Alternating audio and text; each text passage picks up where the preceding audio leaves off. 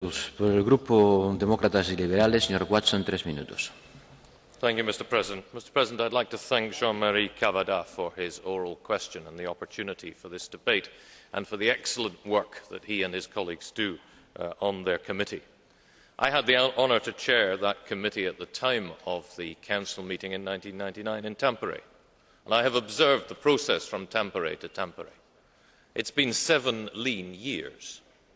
Rather like a critic once said of Samuel Beckett's play Waiting for Godot, it's a 2-act play in which nothing happens twice.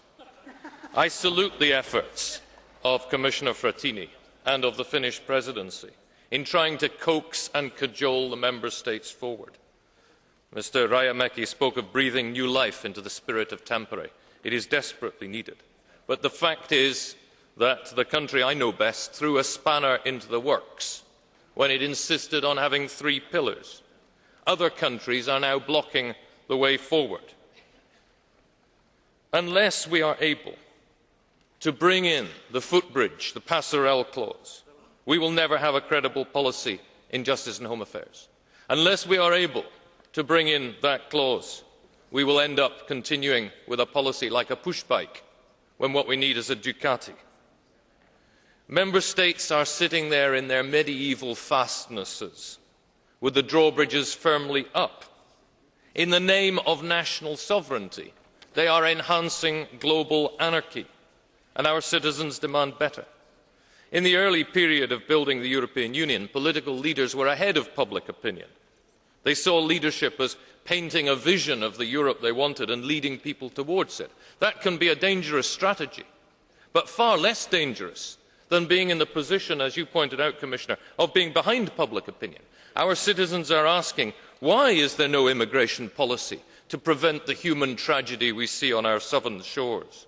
Why are we not sharing criminal intelligence in the fight against terrorism or the fight against drugs? Why is there no access to justice for victims of cross-border crime or cross-border marital breakdown? When ministers meet, rather as Abba Eban once said, they never miss an opportunity to miss an opportunity. We want to see more emphasis on European values. We may have no constitution, but we have a Charter of Fundamental Rights. Mr. Rajamäki, you said that human rights are at the top of the Council's concerns and fully taken into account. Are you sure?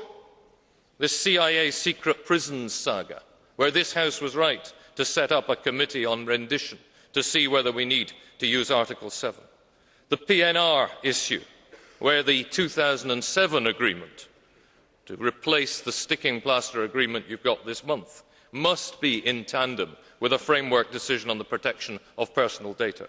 Minimum procedural guarantees for suspects in criminal proceedings. Why is it still at the bottom of the in-tray?